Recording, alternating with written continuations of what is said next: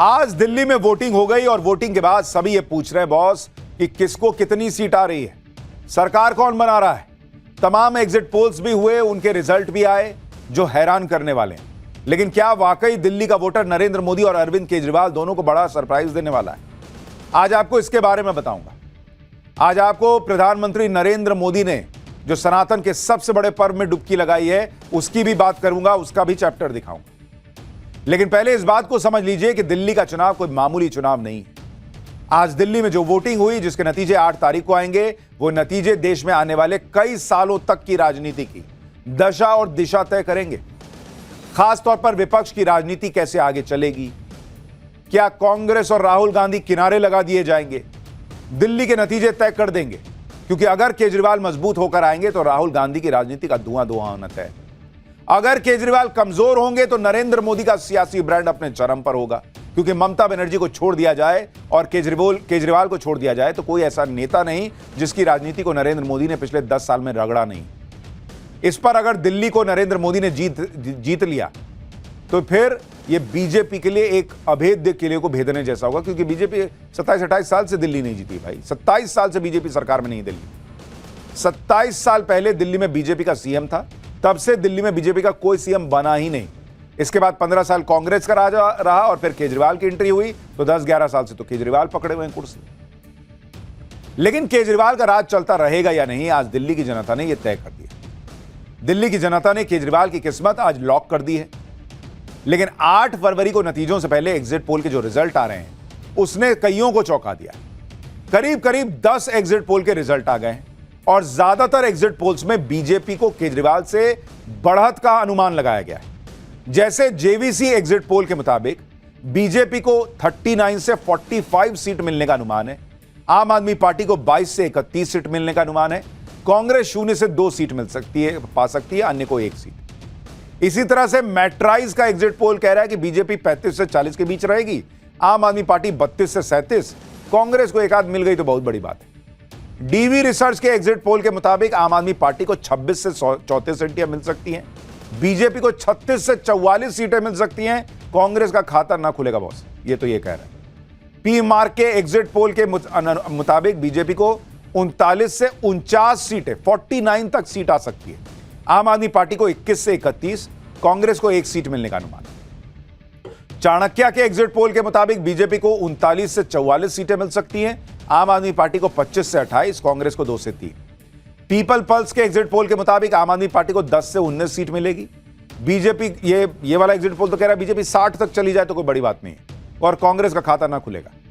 People insight exit poll के मुताबिक BJP को 40 से 44 सीट, आम आदमी पार्टी को 24 से 29, कांग्रेस के खाते में 2 सीट। पोल डायरी के एग्जिट पोल के मुताबिक बीजेपी को 42 से 50 सीट मिल सकती है, आपको 18 से 25 और कांग्रेस को 2। ये 8 एग्जिट पोल सीधे बीजेपी को बढ़त दिखा रहे हैं, बीजेपी की सरकार दिखा रहे हैं। सब कह रहे हैं बीजेपी 40 क्रॉस कर जाएगी, केजरीवाल की पार्टी जो है वो सरकार नहीं बना पाएगी। अब ये 8 एग्जिट पोल एक साथ जब बीजेपी की सरकार की बात कर रहे हैं तो बीजेपी के नेता गदगद हैं, बीजेपी के नेता जीत का दावा भी कर रहे हैं। एक बार जरा उनके दावे सुनिए, फिर आपको वो 2 एग्जिट पोल भी दिखाऊंगा जो कुछ और कहानी बयां कर रहे हैं। वेव, मोदी जी की वेव, देश में जो विकास हुआ है उसी प्रकार से दिल्ली चाहती है कि दिल्ली में विकास हो, दिल्ली वाले चाहते हैं। हमारे कार्यकर्ताओं की मेहनत, हमारे नेतृत्व की मार्गदर्शन के साथ साथ स्ट्रेटेजी, उसके एवज में ऊब गए दिल्ली वाले केजरीवाल जी से। तो इसीलिए ये जो एग्जिट पोल आ रहे हैं, मैं इन पर भी विश्वास नहीं, इनसे और आगे जाएगा और आगे जाएगा। भारतीय जनता पार्टी 50 को क्रॉस करेगी। मैं दिल्ली की जनता को बधाई देता हूं कि दिल्ली की जनता ने बहुत प्यार और आशीर्वाद भारतीय जनता पार्टी को आज दिया और मैं अपने कार्यकर्ताओं को बहुत बधाई देता हूं कि बहुत शिद्दत और जुनून के साथ हम सब ने काम किया है और माननीय प्रधानमंत्री जी का नेतृत्व, माननीय राष्ट्रीय अध्यक्ष जी का नेतृत्व, इन सब ने जो ऊर्जा हम कार्यकर्ताओं को दी है। दिल्ली में आपदा जा रही है, भारतीय जनता पार्टी आ रही है। यानी एग्जिट पोल को देखकर बीजेपी के नेताओं ने तो बधाई दे दी अपने कार्यकर्ताओं को। लेकिन 2 एग्जिट पोल ऐसे भी हैं जिनमें केजरीवाल के बारे में कहा जा रहा है कि वो तो फिर से जीत सकते हैं। इसमें वी प्रिसाइड का एग्जिट पोल, जिसमें आम आदमी पार्टी को 46 से 52 सीटों का अनुमान है, बीजेपी को 18 से 23 सीट मिलने का अनुमान है और कांग्रेस को 1 सीट। एक और एग्जिट पोल है माइंड ब्रिंक, वो ये कह रहा है कि आम आदमी पार्टी को बड़ी बढ़त है, आम आदमी पार्टी 44 से 49 सीटें जीतेगी, बीजेपी को 21 से 25 सीटें मिल सकती हैं, कांग्रेस का खाता खुल जाए तो बड़ी बात है। कांग्रेस का हाल इस वक्त विराट कोहली जैसा हो रखा है, रन बना दे तो बहुत बड़ी बात, वैसे ही कांग्रेस का खाता खुल जाए तो बहुत बड़ी बात है। अगर इन सभी 10 एग्जिट पोल्स का औसत निकाला जाए तो क्या आंकड़ा निकलता है, पोल ऑफ पोल्स क्या कह रहे हैं वो भी आपको बताता हूं। जो पोल ऑफ पोल्स का दावा है, सारे एग्जिट पोल का अगर आप एक तरह से उसका एवरेज निकालिएगा तो अरे भैया इसको क्या हो गया, ये तो चलने से मना कर रहा है, अब चलेगा। हाँ, पोल ऑफ पोल्स जो है अगर आप उसको देखेंगे, पोल ऑफ पोल्स दिल्ली में बीजेपी को दे रहा है 36 से 42 सीट, और दिल्ली में सरकार बनाने के लिए कितनी सीट चाहिए होती है, 36। यानी सारे एग्जिट पोल का एवरेज कह रहा है कि बीजेपी सरकार बना सकती है। आम आदमी पार्टी को पोल ऑफ पोल्स में अगर आप देखेंगे तो 27 से 33 सीट आ सकती है। अब ये 33 जो है वो 36 से बहुत दूर नहीं है, इसलिए आम आदमी पार्टी वाले भी अभी उम्मीद का दामन नहीं छोड़े।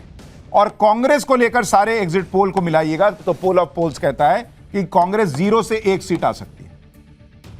यानी सारे एग्जिट पोल के एवरेज में बीजेपी को आम आदमी पार्टी से थोड़ी बढ़त दिख रही है। अब 8 फरवरी को पता चलेगा कि बीजेपी को जो ये बढ़त है वो वाकई में बड़ी बढ़त है, कांटे की टक्कर है, या मामला केजरीवाल के पक्ष में चला जाएगा।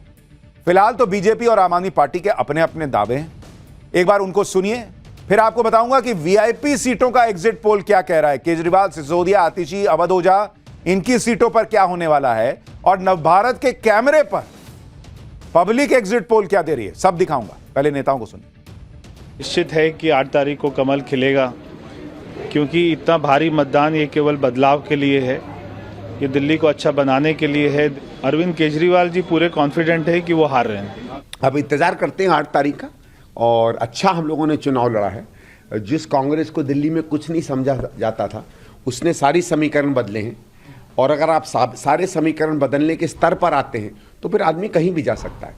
इस तरीके का जो माहौल है, मुझे लगता है कि वो एक साफ दर्शाता है कि एक बड़े बहुमत से, मैं मामूली बहुमत नहीं कह रहा, एक बड़े बहुमत से आम आदमी पार्टी की सरकार बनने वाली है, और ये तमाम एग्जिट पोल जो हैं गलत साबित होंगे। तो भैया हर कोई कह रहा है कि सरकार हम ही बना रहे हैं, अब नेता हैं तो ऐसा तो बोलेंगे। एग्जिट पोल में दिल्ली की हॉट सीट्स पर अगर नजर डालें तो आम आदमी पार्टी के दिग्गज नेताओं के लिए यह चुनाव मुश्किल दिख रहा है। जेवीसी एग्जिट पोल के मुताबिक नई दिल्ली सीट से अरविंद केजरीवाल चुनाव हार सकते हैं। इस सीट पर बीजेपी के कैंडिडेट प्रवेश वर्मा के जीतने का अनुमान लगाया गया है। वहीं कालकाजी सीट पर मुख्यमंत्री आतिशी चुनाव हार सकती हैं। जेवीसी का एग्जिट पोल दावा कर रहा है कि बीजेपी के कैंडिडेट रमेश बिदूड़ी चुनाव जीत सकते हैं। जेवीसी के एग्जिट पोल के मुताबिक जंगपुरा सीट पर मनीष सिसोदिया भी चुनाव हार सकते हैं, और इस सीट पर बीजेपी के कैंडिडेट तरविंदर सिंह मारवा के जीतने का अनुमान है। हालांकि ग्रेटर कैलाश सीट पर आम आदमी पार्टी को बढ़त मिलती हुई दिख रही है। जेवीसी के एग्जिट पोल के मुताबिक आम आदमी पार्टी के सौरभ भारद्वाज की जीत कब पक्की है, और बीजेपी के कैंडिडेट शिखा राय यहां हार जाएंगे। करावल नगर से बीजेपी के कैंडिडेट कपिल मिश्रा जीत सकते हैं। एग्जिट पोल में इस सीट पर आम आदमी पार्टी के कैंडिडेट मनोज त्यागी की हार का अनुमान है। मुस्लिम बहुल सीट मुस्तफाबाद, यहां बीजेपी को बढ़त मिलती दिख रही है। जेवीसी एग्जिट पोल के मुताबिक इस सीट पर बीजेपी कैंडिडेट मोहन बिष्ट जीत सकते हैं, जबकि आम आदमी पार्टी के उम्मीदवार अदील अहमद खान हार सकते हैं।